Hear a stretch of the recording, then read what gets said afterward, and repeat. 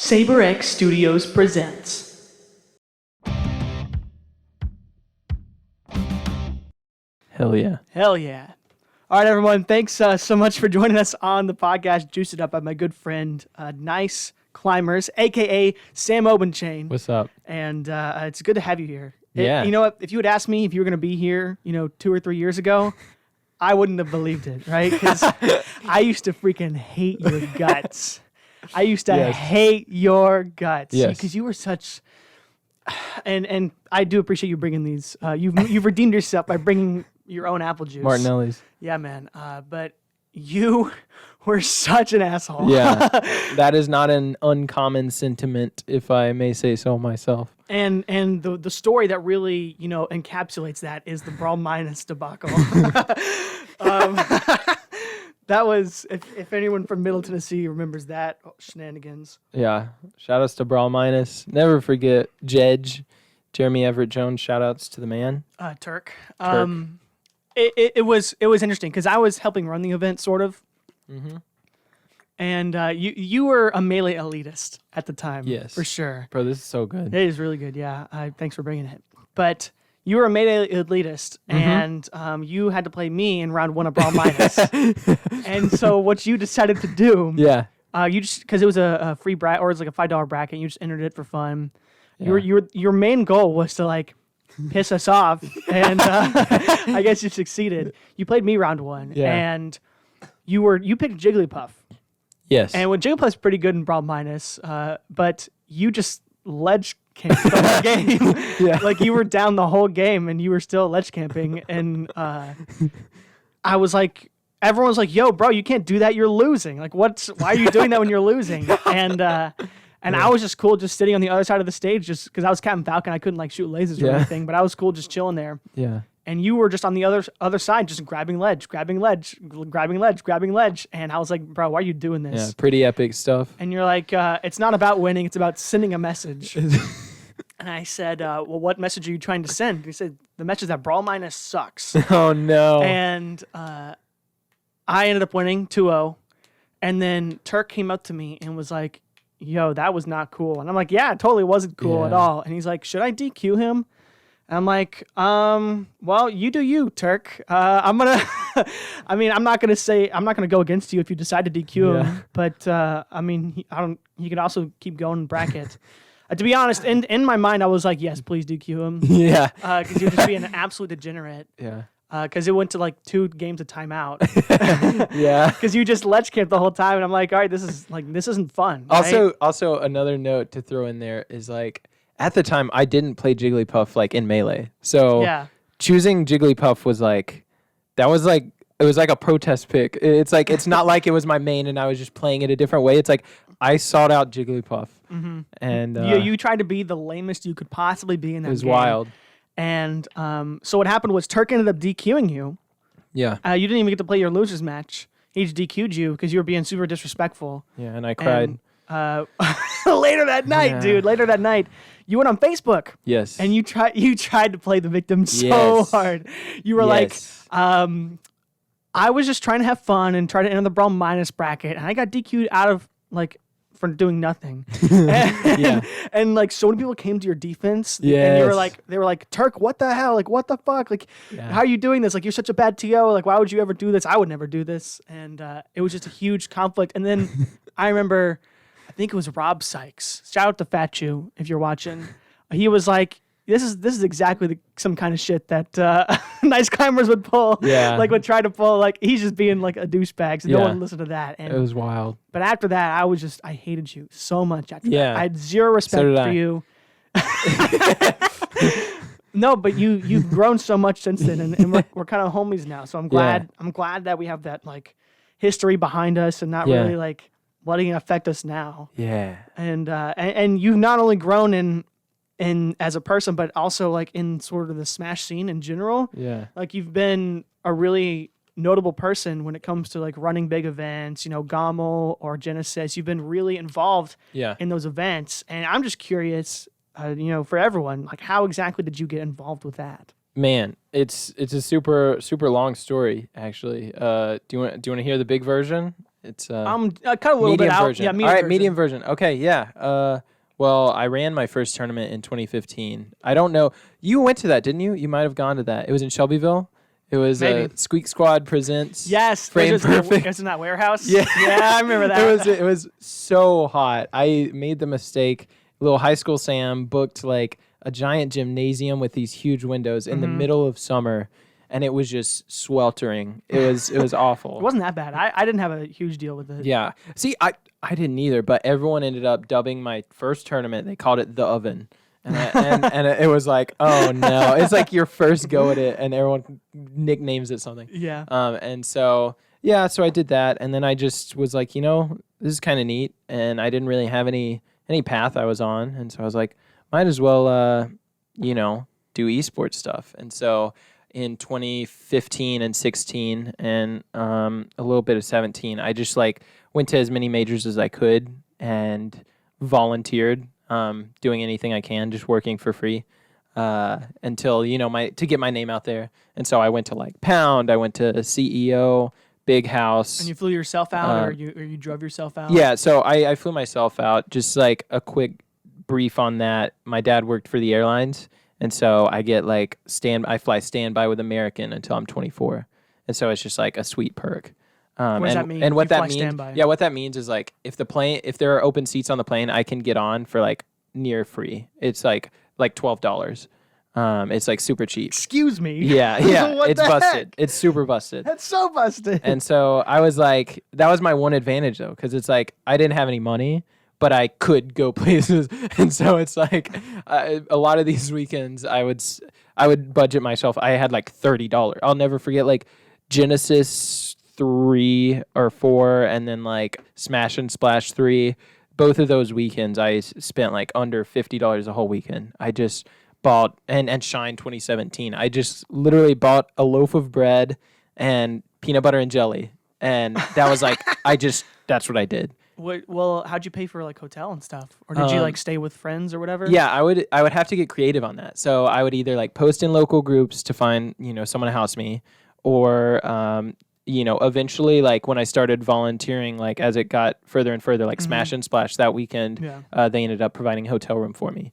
But just little creative ways. But I mean, that's gone awry. Like I'll never forget, it was CEO Dreamland, the first CEO Dreamland. Yeah. And I ended up like helping out a little bit there.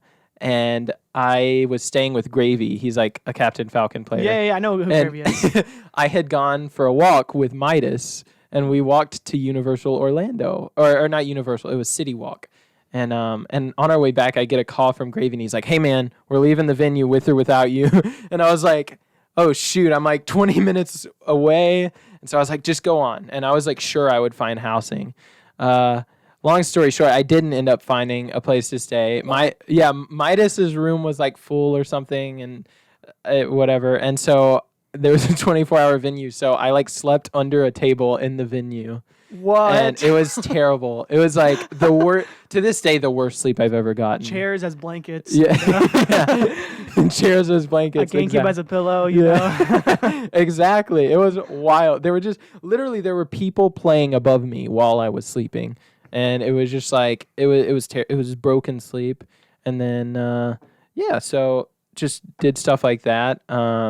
And eventually it was the end of 2016, and I just shot my shot. I just tweeted it like the head of Red Bull Esports. Mr. Bitter is his Twitter. His name's Ben Nickel. So shout outs to him. Gave me my start. But yeah, he like responded. He DM'd me. He's like, hey man, what's up? And I was like, hey, I'm a young dude in esports. I've been volunteering for a while, and I want to take the next step. Like, is there anything you can do for me? And he was just like, come a day early to Genesis 4 and bring your work boots and gloves, and I'll put you to work. And he was really impressed. He was like, I didn't think you were going to show up, and I did. And he ended up introducing me to the production company that gives me most of my contracts now, which is a group called Waveform up in Toronto. And they give me most of my contracts on different events. Okay, so that's why I see you've been mostly involved with like Canada Cup and GOML and things like that. I see you going to those more than like stuff in the States. Yeah. Toronto, I'm there several times a year just because they have a lot of events up there. And you fly there with your cheap discount. Yeah, I fly there with my discounts, and now it's at the point where like I get paid for it, and they always provide a hotel, and so it's like I'm able to fly there. They provide a hotel. I get my day rate, and depending on the event, different events have different budgets. So sometimes I have like a per diem for food, and that's always super sweet. Yeah, because it's just like, oh well, shit, I'll just get I'll get some sick ramen or something. I'm not getting the PB&Js going on. That's really funny, and it's actually kind of really similar to what I hear a lot of how commentators sort of get big in the Smash scene. Yeah. Back when I was still interested in pursuing commentary, and not to say I'm disinterested now, but that I'm not like as forthcoming with it as I used to be. I went to DreamHack Atlanta 2017, and I talked with EE and TK Breezy, and I was just asking them, was like, how can I be where you guys are right now? Yeah. And they were like, some of these guys you see like Rod, you see him all the time now on like Smash Ultimate streams or things like that. They just fly themselves out to a bunch of events and volunteer and do that sort of work. And they sort of build their reels. And then once they have that experience, then they can get bigger jobs and doing bigger stuff. And so it's a lot harder to do that now because now the commentary game's so big. Yeah. But it's very similar to how you got your start. So that's just as soon as you were talking about it, that's what was going through my mind. Yeah. It's like, wow, that's really similar to how that happened. For sure. But it's kind of hard to do that now. Yeah, it is. It's tough because if you think about it, like, so I got into the scene, I think we got in around the same time. I got in, my first tournament was July 2014. And so Smash 4 was about to come out. Mm-hmm. And then when did you get in the scene? 2015? So my Smash 4 just came out. Yeah. And my first tournament was actually a PM tournament. Oh, really? Because we just went to the score. Me and my friend went to the score, and he hasn't been to a tournament since. But we went to the score because we heard there was a Smash tournament. Yeah. And we were like, oh, they're probably playing the new Smash game. So let's go. And it was a PM tournament. That's so funny. We entered anyways, and we got bodied. Yeah. Because my Ganondorf's garbage. But because we had played PM before, but we hadn't we hadn't done. We were ready for Smash 4, not for PM. No, absolutely. And so that was my first tournament. My first Smash 4 tournament was like a couple weeks later. Yeah. So and like a little flash to the past for everybody watching. It's like at that time, like GR Smash wasn't around. Players weren't really. I mean, Twitter was just getting started. Like Smash Twitter wasn't really a thing at that time. Yeah. And the big commentators like there was Prague and D1, and then Scar and Toph they had gotten big. Yeah. But then it was like, who else? And then, it was kind of like the Wild West. It's just like things just happened. Mm-hmm. But like you said, now it's just crazy because there's just so many people. It's like you can rattle off a list of, I could probably name 20 commentators, whereas back then it's like there's only a few. There was like 5, and then the rest were sort of like you hit or miss on any given day. They would give you good content, and it was just like, I don't know if I want to go with that. You know what I mean? And now it's like everyone that you see at majors is usually pretty good. I'm not a huge fan of I'm still not a huge fan of a lot of commentators. Yeah. Including myself. I think I could do better. But I believe in you. Like I said, I'm not really pushing like a commentary. I don't really want to do that in the future as like my main gig. That'd be cool, like on the side. Yeah. But I don't want to be like a full-time commentator. But sure. I want to get into this later, talking about the futures and stuff. Sure. Let's stick it up with with how we've been going through Smash, in general. Because you started there, and you're so much more well known on a national scene. Yeah, and like I feel like no one in Tennessee knows who you are, or like knows where you came from, right? Yeah. But then everyone in Tennessee knows who I am and knows who I came from. But then everyone else outside of Tennessee is like, who the fuck is this guy? Like, who the hell's Red Falcon 207? Like, what is this juice that he's giving his guests? I don't know. But it's just interesting to see that the differences. And I think you did a really good job making use of your cheap plane tickets. But honestly, I can't even imagine sleeping in a 24-hour venue. Yeah, it's wild. When I think of 24-hour venues, I'm like, bro, you don't even have to buy a hotel. Then you can just stay there the whole venue, the whole bracket. Yeah. But I never thought anyone would actually, Absolutely. Dude, there was one time, it was Genesis 4, And that was actually one where I was working and helping out. That was the one where I showed up for the Red Bull guy, and but I had entered the tournament, and so it was weird. I was like, they were like, okay, well, you do your tournament bracket, but when you're finished, like, come help us. And so I showed up the day early and helped, and then throughout the weekend I helped. But there was one night where somehow the same situation as CEO happened, where the guy housing me left, and so I knew there was a Tennessee room in the hotel, and so I just messaged. I think I messaged Tyler Cox, might have been there, but I know Jeffy was in it, and so I messaged them, and I get up to the room, and like pretty much everyone's passed out, and like I forget who, but someone answers the door like half asleep, and I come in, and I'm just looking, and it's like piled with people, and there's nowhere to sleep, so I literally have to lay down on the ground, use my backpack as a pillow, but it's freezing. And so I end up getting the shower curtain and using it as a blanket. And so I was just so like funny. Using the shower curtain. And the funniest part of the story is Jeffy wakes up like 5 minutes after. That's Daredevil. And he wakes up like 5 minutes after, and he comes over and he's like, yo, let me use the shower curtain. And I'm like, dude, no. Like, this is my genius plot. And he was like, dude. And I was like, why would I give you the shower curtain? And he just like shrugged and then just like went down to the 24-hour venue. And I just thought that was so funny. That's really funny. Yeah, it's classic Jeffy. Sounds super selfish on his part, if I'm being honest. But it's I mean, so obviously funny. From your point of view, that's like, bro, what the fuck? Like, why are you even doing that? It's hilarious. No, but I was... I mean, I bet you have other like funny stories of not just like yourself, but like other top players. And we got to take a break here in a second, but could you like give us like one quick story before we go on? One quick story. Yeah. Okay. I'll tell you about the time that, Westballz. Okay. He's, a very interesting figure in the community. I love that guy, but yeah, he's very interesting. And, one time I was housing him after a tournament in 2015. It was called FC Return. So it was in South Bend, Indiana. And I went with Christian and Ryan, who are Melee players here in Tennessee. And Christian's driving, Ryan's in the passenger seat, and me and Westballz are in the back. And Westballz, of all things, is telling us about the time that he saw aliens. Seriously. He was telling us, he was like, I was out in the desert and I saw a saucer. It was a big thing. So he's telling us the story.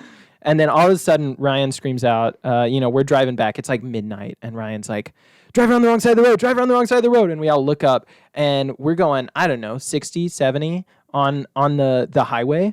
And then we look up and there's a truck in our lane coming the wrong way. And we all just freeze. And Christian freezes up. And then last second, he swerves into the median. And then we fishtail on the road and then we spin out. And like, bruh. Yeah. And so we all thought we were going to die. And we were all just silent. And then like, we were just sitting there. And then after a few seconds, Westballz was just like, fuck. And it was pretty wild. But that was the time I almost died with Westballz. And sometimes I think about that. I'm like, it's like, if I had died with Westballz, the whole community would mourn Westballz, and I'd just be like the guy that died with Westballz. That's kind of sad, but also probably true. Yeah, it's wild. I had a similar experience. I didn't have anyone else in the car with me. Yeah. I was driving home. This is actually a year or two ago, and it was one of the snowpocalypse years where there was just ice and snow everywhere. And I was at UT Martin, which is the middle of fucking nowhere, Tennessee. So the roads to get to the interstate are not fun. They're like... But I had to come down for some Vanderbilt tournament, man. I had to show up. And it's funny because I showed up further away than most players, and most players just didn't show up. Yeah. But I was like, God damn it. But anyways, on the way down wasn't that bad because it was all snow. And driving on the snow was not bad. Yeah. The problem was when it was half melted and I was driving back to Martin. Yeah. And it was slush and ice. Ooh. So, of course, the interstate's fine. And then as soon as I get off the interstate, there's a whole nother hour trek to the university. Yeah. Off of like highways and other roads. That's awful. And I'm actually really close. I'm like 5 minutes away from my apartment that I was living in. And there's still chunks of like of snow and ice and slush on the road.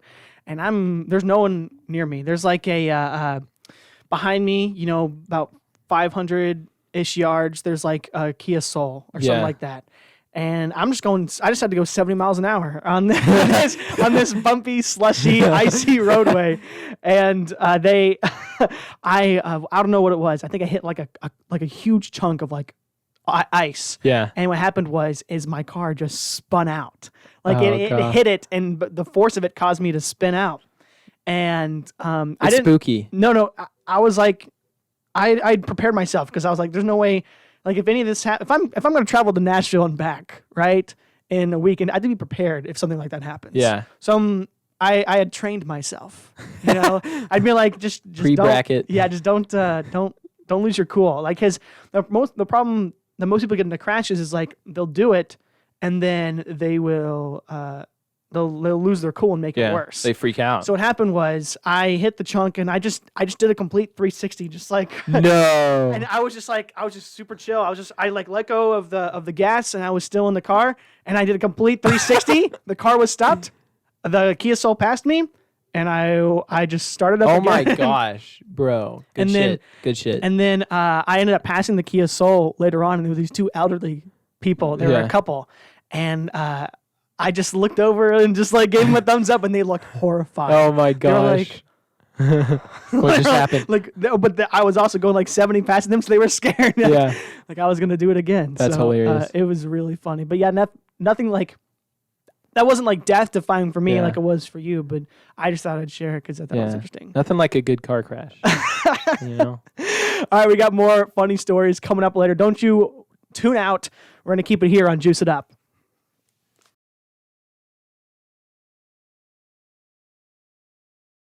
Welcome back to Juice It Up, guys. Last time we checked in, we were talking about funny stories and the incredible apple juice that Sam decided to bring. Martinelli's. Woo-woo. Martinelli's apple juice. No, but I had just given my story about, just doing a 360 dying in the snow, and you had a much more intense story about almost dying with Westballz. But I'm sure you have plenty of other stories with top players that you'd love to share. Yeah. Okay. So I have a few that come to mind. Something I know everybody loves Mango. Something interesting about Mango is that he's like kind of quiet in person. Mm-hmm. And so I remember the first time I ever like interacted with him, and it's not like a huge thing or anything, but it was just like so funny. It was so Mango, but also like so small. I just like went to the bathroom at a Genesis, and we like we're both like washing our hands, and we didn't say anything, and then he just goes over to like the paper towels, and then like to this day I don't know what he was talking about, but he turns to me and he's like, what is this? What is this? And he just like starts smiling real big and like pointing at the paper towels. I was like, I don't know, dude. And to this day, looks like paper towels to me. Like, I don't know what he was talking about. Like maybe he was having trouble like pulling it out or something, but he was like, what is this? And I was like, okay. Maybe someone had like been a jerk and like jammed as many like in there as possible. And it could have been anything, but it was just such a funny intro to Mango because it was just like, dude, I don't know. They're paper towels, I think. but maybe you know something I don't. That must be a new brand. Yeah. But yeah, he's really quiet. So that's something I always think people are surprised to hear is he's pretty shy until he's like around like a big group, of his homies. I think that's most everybody. No one's just gonna walk into the room and just fucking scream bloody murder. Or like have a fun time. Like it sort of takes a while for people to warm up to a crowd like that. For sure. Yeah. And another tiny Mango interaction, because it's so funny. I just have these little interactions with him, but they're all so Mango. Was at this past Genesis. It's like it was like, I don't know, we got back from the venue, and when you work in esports, like on these tournaments, a lot of times it's like super long hours. Mm-hmm. So we got back from from tearing down the venue at, I don't know, 1 a.m. maybe. And so we get back to the venue. I pick my things up from another guy's room, and I come out to go to my hotel room. And then like coming down the hallway is Mango and Cassidy, who's like Cloud9's like video guy. And then it might have been Lucky. I can't remember. He had another of his friends on his right. And Mango's just like almost passed out. Like he had been drinking pretty heavily. And so they're coming down the hallway, and he's like supported on both of their shoulders. And so it's like, okay, whatever. But then as he passes, we hear both the guys carrying him whispering in his ear, Mango. And he's just like, he has this huge grin on his face. And I was just like, holy shit, that's so funny. Like, that's great. And he looked so happy. He was like, yeah. And like he might have even been like saying it. It was just hilarious.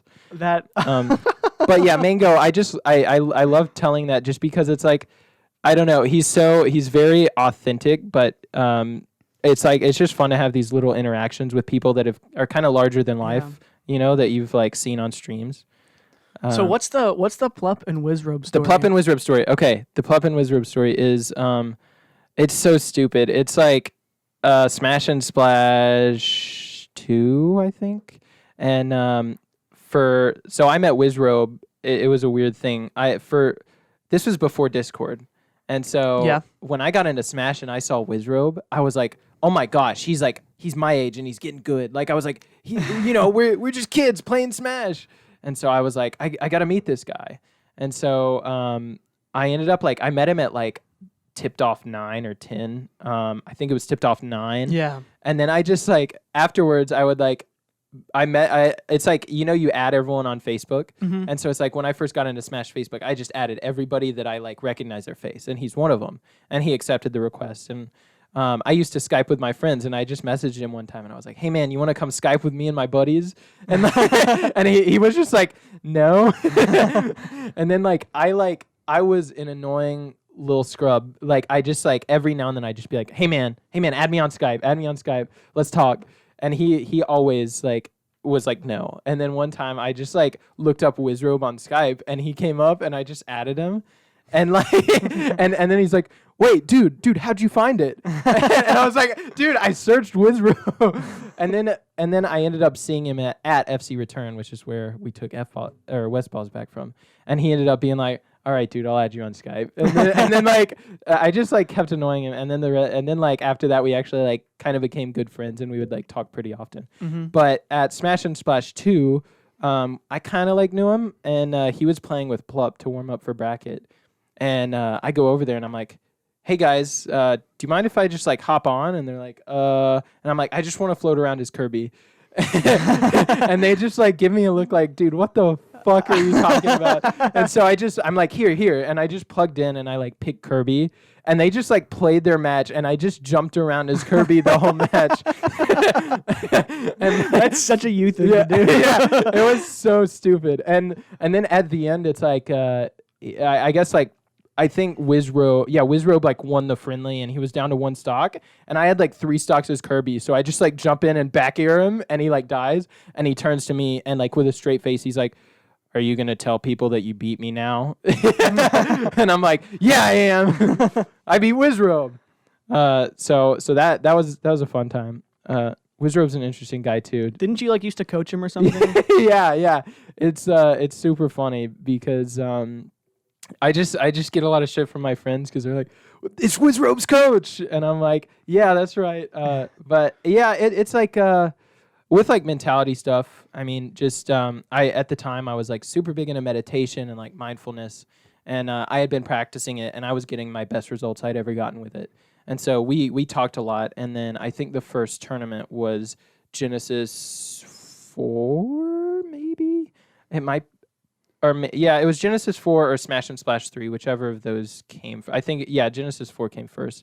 And I was just he was in bracket, and he came up to me, and he was super he was in his head, and he was like, "Dude, I just keep thinking about, I don't know, I think he might have lost a stupid way or something." And I was like, "Okay, here's what we're going to do. Come with me." So I took him to another room, and we did meditation. And then I was like, "All right, dump all your negative energy on me. Just tell me what you're upset about." Because the thing is, a lot of times you'll lose in bracket and you're just upset about something and you just keep thinking about it. And you're going to keep thinking about it unless you've figured out a way to cope with that. So my way for that tournament, I was like, "Dude, just throw it at me." It's if you want to tell me Shine's stupid, fuck Shine spikes are dumb, just say it to me, And so we did our little meditation, and then he ended up going through the bracket. I think he played Shootout or something, and then he played Mango, and he lost to Mango. And he, to this day, I don't think he's beat Mango. But after that, he was like, "Dude, that helped me." And so at different tournaments throughout the year, if I ran into him, I do stuff like that. And then little things, one time he was at a tournament in another state, and he was like, "Hey man, I'm playing." It was a Fox play. It was Saber-X or something. And he's like, "Do you mind looking up Saber-X and telling me what you see?" And so I looked up Saber-X versus Falcon, and I was just like, "Hey man, here's a few things. And the coolest part was like seeing the things that I said actually happen. Like I was like, I noticed Saber-X running shines a lot. And I think there might have been something I picked up on that he does before he runs in with a shine. Mm-hmm. And I was like, if you see him running in like past dash zone, like Lord stomp him, like just dash back stomp. And you can go back and watch the set. It was Wizrobe and Saber-X at, it might have been, it was either an Arizona tournament or a Texas tournament. But in the first like 30 seconds, like you see the exact situation, and Wizzy does the Lord Stomp, and it leads to like a huge punish. And I'm like, hey, that's me. Yeah. And so I thought that was so cool. But it's just like that's really cool, dude. Have you ever thought about maybe being like a therapist or whatever in the future? Yeah, dude, I think that'd be super sick. Because I really, really, really like helping people. Yeah.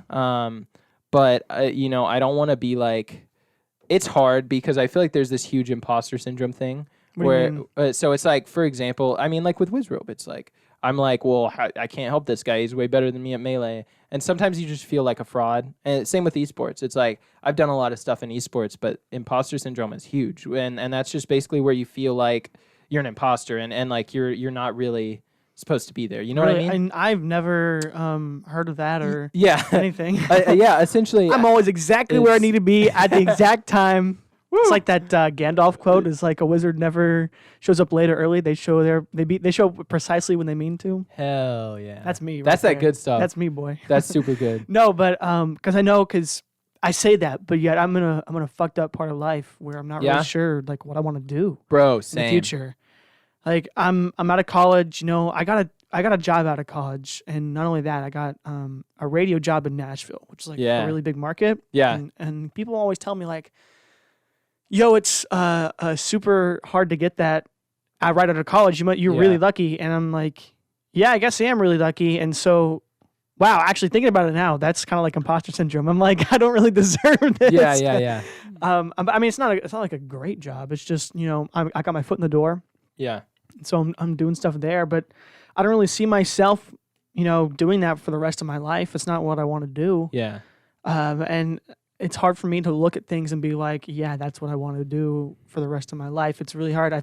You said you're like in a similar situation? Yeah. Dude, it's wild because it's like, I mean, I feel kind of similar. It's like something really hard about like success is that sometimes like you don't want that success. And so it's like, and not necessarily you don't want it. It's just like, maybe it's not your success. And so, for example, it's like people tell you you're lucky or like, this is awesome. And it's like, sometimes it can be a bit of a curse to have so many people telling you that, because then it's like, if you want to do something else or pursue something else, it's so hard to do because you're just like, oh, well, no, if I'm so lucky to do this, then why should I do this other thing? Well, it's also like, I don't want to feel like I'm going to pigeonhole myself into doing only this for the rest of my life. You know what I mean? Like, I feel like I could excel in whatever I wanted to as long as I devote my time to that. Yeah. But then I don't want to like regret that and then in the future be like, oh, I actually want to do something else. So now I just wasted the past 10 years of my life working, or 5 years of my life doing this one thing. Yeah, I mean, but maybe I'm supposed to do that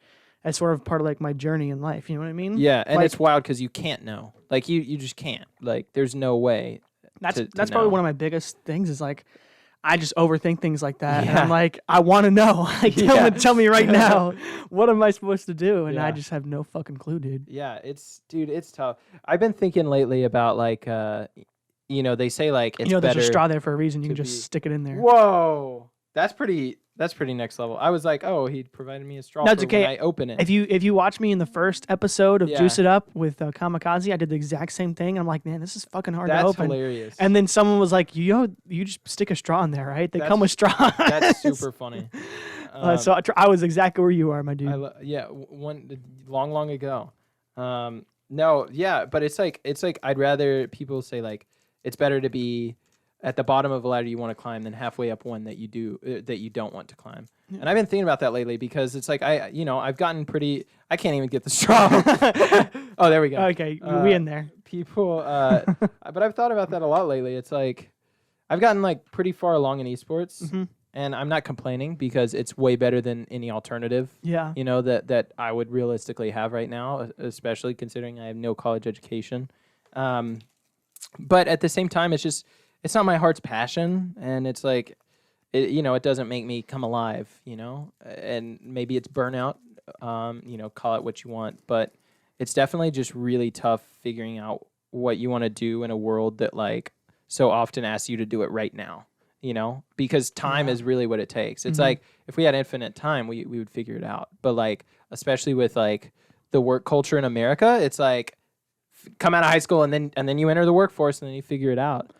Yeah, I think we're expected to sort of spend a few years to sort of like experiment and figure out what the hell we want to do. Yeah. But I don't want to do that. I want to know what I want to do right now, and I want to I want to get started so I can go ahead and live the life I want to live now and not have to like struggle for 5-10 years to get where I want to get. I want to do it immediately as quick as I can, and I mean that's unrealistic probably. But and I know like wherever like, so I'm doing this podcast. Yeah. I'm working at Esports Arena right now. They're like a new company. They're starting to grow. Nice. And it'd be really cool because they're doing more production things. I would love to do production for them, like be a not necessarily a commentator, but like produce content for them or something. And I'm sort of working there to sort of maybe, have my foot in the door there so I can sort of merge my radio career and my esports career into like one thing that I want to do for the rest of my life. Because when I think of what I've been doing for the past 6 years has been Smash Brothers. Like that's just been a hobby of mine that I've been doing. But it's become like more important than that. Like I've always prioritized Smash over like other things. Yeah. You know what I mean? Does that make sense? Yeah. No, absolutely. Like, there's a Smash tournament that I said I was going to be at this weekend. Well, I can't do anything else this weekend. I can't work. I can't, do anything. I'm just going to go to that Smash tournament and hang out with friends. And so the way I prioritize that, Smash has become like a really important part of my life. And I would love to, merge that with whatever it is that I'm going to do in the future and do something with that. But how do I sort of get at that? I can't just... I mean, this is sort of like a step towards a future with that. I feel like that's partly why I'm doing this podcast, but also, like, I can't just do the same thing for 4 years and hope that someone picks me up. I have to like constantly work at it and make it better and increase it. And then I still don't even know like if what I'm doing is like what I want to do. You know what I mean? Does that make sense? No, absolutely. Bro, okay, I have this method that I came up with. Are you ready? Sure. Okay, this is the method for success. I truly think that I think networking is everything. Are you about to ask me if I've heard of our Lord and Savior Jesus Christ? Yes. Because he's coming. He's coming. But I came up with it recently. It's like, well, I say I came up with it. It's literally just networking. But it's like, I was trying to think like, how could you do something and like, not guarantee success, but like guarantee forward momentum. And the one thing about my story that I'd like to point out is like, it sounds like just one thing led to the next and people just kept saying yes to me, but there were like so many no's in there. Like, I say I tweeted to the head of Red Bull, but it's like, I didn't tell you about the times, like there were dozens of people that I would reach out to and they just didn't respond. And so... See, that's interesting because I had an opposite direction. I was in college. I was just sort of going with the flow, I was working hard in the radio department. Sure. And our radio station got like set up for like a $25,000 in scholarship endowment. And the person who is the chair of that committee, was like, hey, I need a board operator for one of my shows. Do you have anyone in mind? And my professor was like, yeah, I got Brian here. He can do good. And so I visited with him. And so that was sort of networking, but like, and I've sort of like kept on going with the flow, but I've never once sort of like sought out success and got it just sort of like happened upon me, so I don't really like know how to find it. You know what I mean? Okay. That makes any sense? Let me so I'll let you finish. Sorry. Absolutely, that's good background. That was basically how I got to where I am. It's like I did work hard, but most of it was just like reaching out and getting rejected a bunch. And so my theory is like I call it the 1,000 darts theory, which is if you closed your eyes and threw 1,000 darts in a room, you would get a bullseye. Like it would happen if you're in front of a dartboard. And so I think if you just absolutely it's like some Gary Vee type stuff, but it's just like you just reach out to everybody every way you can. So make sure you're on LinkedIn, send a bunch of LinkedIn messages, tweet at people who inspire you or people who you want to work with. Make sure you're looking at Twitter, Instagram, like every social media. And even I should hire you as my business manager right now. And even going as far as like local community reach out, because the most powerful tool in networking is like a face-to-face conversation. And so figuring things out locally is huge. So I'm thinking like, go put up a flyer, a bulletin board at your local place. That's something I've been thinking about lately. It's like, dude, I've thought about being an MC, like an MC event host type thing. And I'm like, what if I just went locally and, so I'm living in Nashville now and there's lots of local bulletin boards. And I'm like, I'm just going to put up something that's like, hey, do you need an MC? Like, I'll work for free. Here's my name, and then build my reel that way. And then just meet as many people. Like another aspect of the Dart thing is going and meeting people. I'm like, what would happen theoretically? So I thought about what would happen if I had to leave my house every day and just do stuff. And so I thought about if I like stayed at a coffee shop every day, who would I meet? Because I already meet people organically that way at coffee shops, but I'm like, what if I sought out like trying to create these connections? That's interesting to think I don't know about. if that makes sense. No, it does, because I used to be interested in doing voiceover work or voice acting, and I'm still sort of interested in it, but I haven't really followed through. I mean, now I have the equipment to do it, so I could. But and this is back in college, like I had some professors that were voice actors, and they were like, yeah, you should just go around the campus, put up flyers. And be like, hey, you need something voiced? Just hit me up. I'll do it for free, you know? And then that way you can sort of build a reel that way. And I just really something interesting to think about, and I appreciate you sharing that. Yeah. Yeah. Because if you think about it, it's like, dude, it's wild how many people there are and how many things there are to do. And so I was there's this cafe I like to go to called Game Point. It's like they have board games. It's like a board game cafe. Yeah. And I was there the other day, and I like met with this guy I met at like a networking event in Nashville, also networking event. But I met with this guy, and then I was just looking around, and I'm like, like there were so many people just on their laptops, and I'm like, who knows what this girl in the corner does? Like, who knows what this guy in the suit does? Who knows what this younger dude is doing? He has his headphones on, and it looks like maybe he's editing video. Like, you don't know who these people are. And I think that's so fascinating. My favorite thing is, like, the social aspect of humans. It's just like, dude, I can't possibly know. I feel like you're the guy who would, like, make a restaurant and then put in a two-way or a one-way mirror, and then you just constantly sit on the other side. That's so funny. Yeah, just watch you eat. Yeah. But yeah, it's just super cool because I mean, even you, like, it's like we're good friends, but it's like I can't possibly know 1,000th of your life. Yeah. And it's the same thing as everybody else. I know everything about you. And so yeah, you do. Yeah.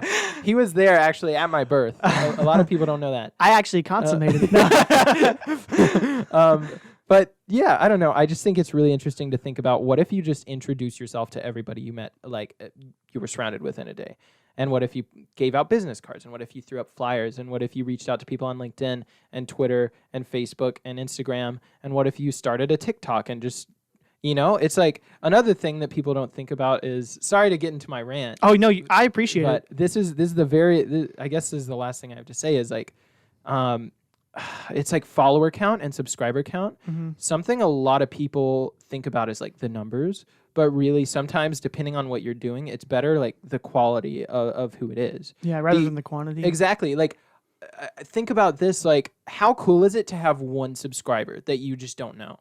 That's the coolest thing in the world to me, because it's like that means there's someone out there that like doesn't know you, or maybe you know each other, but not really. And they're like, I'm going to like hit subscribe and I'm going to check out, whatever they do in the future. That's absurd. If you think about it from like back in the day, like, before internet, it's like, that's not a thing, like our parents, they don't like know anything about people they don't know. Yeah. They see the TV and they read the newspaper, but that's it. And so now like you have this crazy ability to have people that like see the work you put out. And I think it's so cool. And so I think it's very important, every single follower or subscriber or anything, I think it's huge to just like connect with every single one of them. It's like if I started a new Twitter today and someone like followed me, right? I would immediately like I'd reach out and be like, hey man, what's up? Like tell me about yourself, And I've had that happen Skype before. me, bro, with some of my buddies. Yeah, Skype me, join my group. But yeah, I don't know. I think I think people just don't shoot the shot enough. If you shoot 1,000 shots, something's gonna hit. And like that one thing could be huge, like my thing with the Red Bull guy. It's like me sending that message to the Red Bull guy, that led to everything that's happened in the past 2 years, you know? And it's like, it's the butterfly effect. That's where it's so like, interesting to think about. Yeah. It's like, if I hadn't sent that message, I wouldn't be where I am today. My mind's completely fucked. Yeah. I don't know. That's my spiel on like networking and like grabbing success. Mm-hmm. It's just like, it's a really interesting thing. And in today's world, it's like, we're more equipped than ever to do it. You know, there's so much noise, but there's so much opportunity. I agree, man. I appreciate you so much for coming on. Yeah, absolutely. Thanks for having me and listening to my little rant. Sure thing, man. Take it easy.